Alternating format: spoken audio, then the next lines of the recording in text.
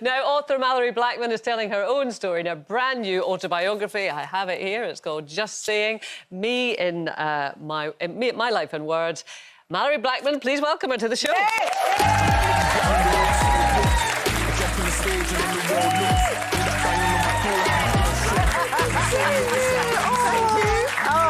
Lovely to have you here. Oh, it's a pleasure to be here. Oh, man, I feel a bit starstruck, to be honest with you. You were so excited about Malorie coming on, weren't you? Yeah, I mean, you know, my kids have read your book, being in the show, and, you know, we talk about representation all the time. And even when I started reading your book now, there was just bits at the beginning that just gripped me straight away, because there was terminologies, West Indian terminology that you were saying. Your dad tried to stop you from talking in that kind of Western. Well, it was. I mean, I can understand why, because his thing was, you have to speak the Queen's English. You must speak the Queen's English. So if we did use kind of Barbadian or Bajan words and phrases and idioms, he'd be, don't say that, don't say that. You know, got to say it properly. So at one time, but he was quite kind of adamant and forceful about it. So one time I said, oh, I need to pat my grip, meaning I need to pat my suitcase, and he grabbed me by the arm and it was, that's a grip, don't say grip, it's a suitcase, the word is suitcase.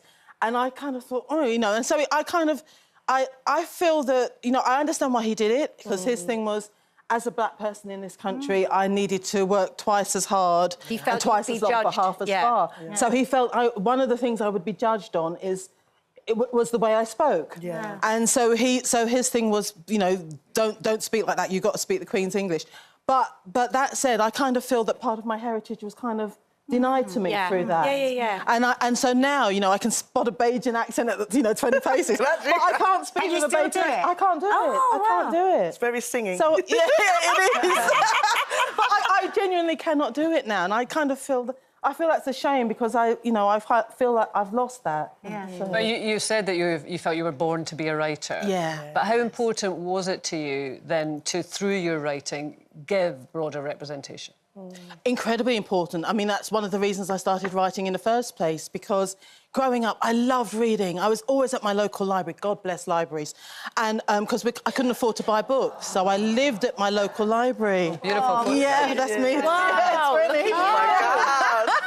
Yeah, my hubby took that photo, so... But, yeah, so I lived at my local library, but in all the thousands and thousands of books I read, I didn't read a single one that featured a black character. Wow. Not one. And the first time I read a book written by a black author that had black protagonists was Alice Walker's The Colour Purple. But I was 21, you know, 21, 22. Yeah. And the first time I read any kind of literature that featured a black character was when I was doing my A-levels, and it was Shakespeare's Othello.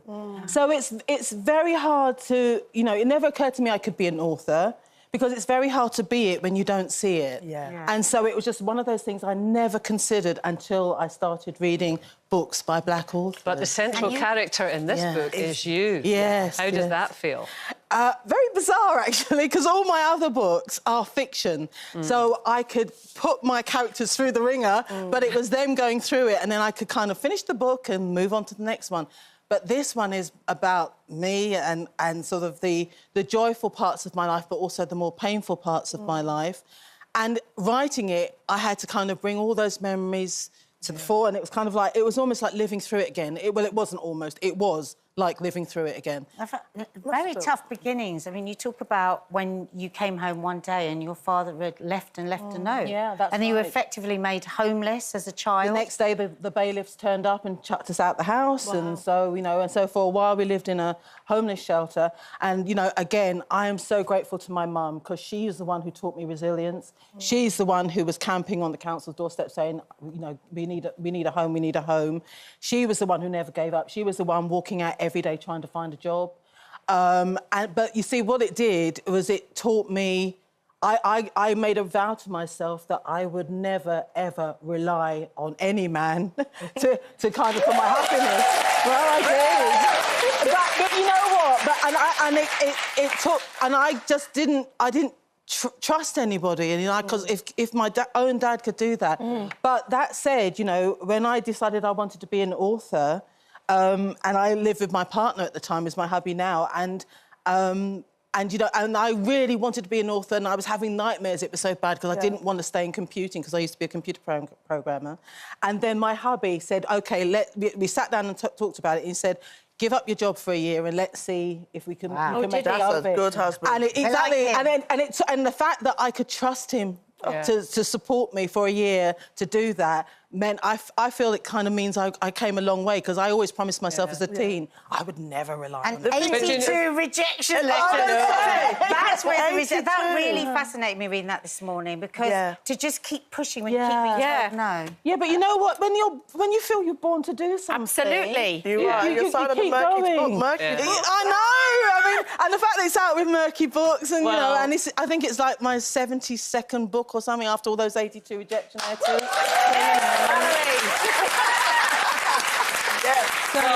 Malorie, it is an absolutely fascinating read. There's so much in it, and thank you so much for coming. We're so pleased that you came. Thank you. Malorie Blackman. Yeah.